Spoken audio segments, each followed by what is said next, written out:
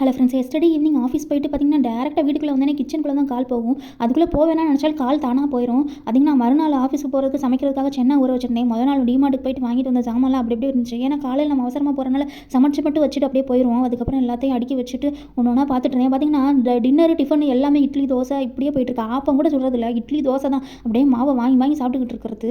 அதுக்கப்புறம் பார்த்தீங்கன்னா இன்ஸ்டாவில் நானும் ஹெல்த்தி வீடியோஸ் அது இதுன்னு பார்க்குறப்ப அதே சஜஷனில் வருது. பார்த்தீங்கன்னா தோசையை சாப்பிடாதீங்க, அரிசியை சாப்பிடாதீங்க, எல்லாமே கார்ப்ஸ் எடுக்காதீங்க அப்படின்ட்டு. ஆனால் நம்ம 25-26 வயசு வரை இதே சாப்பிட்டு பழகிட்டோன்றதை விட வேறு எதை சாப்பிட்றதுன்னு தெரியல. சரி டின்னரையாவது நைட்டு வந்து ஆஃபீஸ் போயிட்டு வந்து அது கொஞ்சம் மாற்றி செஞ்சு சாப்பிட்லாம் அப்படின்னு சொல்லிட்டு இந்த ராகி சேமியா செய்யலாம் பார்த்தா அதை வந்து புழிஞ்சு எடுத்து சரி அது நின்று நம்ம பொறுமையாக நின்று செஞ்சால் தான் அந்த டின்னருமே கிடைக்கும். இல்லைனா அதே தோசை எழுக்கி சாப்பிட வேண்டியதான்.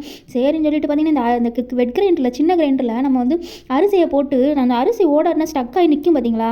இன்னும் கொஞ்சோண்டு தண்ணி ஊற்றினா தான் அப்படியே ஓடும் சுற்றி விட்டா.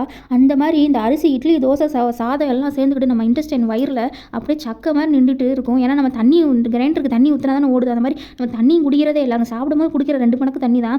தண்ணியும் குடிக்கிறது இல்லை, அரிசி சாப்பாடாக எடுத்துக்கிட்டு இருக்கோம். ஸோ கொஞ்சமாவது மாத்திரன்னு சொல்லிட்டு ராகி சேமியா அந்த மாதிரி போய்கிட்டு இருக்கோம். நம்ம சேமியா இது ஹெல்த்தி லட்டுன்னு போய்கிட்டு இருந்தால் இவங்க ஆப்பி ஃபிஸை வாங்கி வைக்கிறதுனா வீட்டில் உள்ளவங்க சாக்லேட்டை சாப்பிட்றதுனா சாக்லேட்டை வாங்கி அடிக்கி ஃப்ரிட்ஜ் நிறைய வச்சு சாப்பிட்றாங்க. என்ன பண்ணுறது?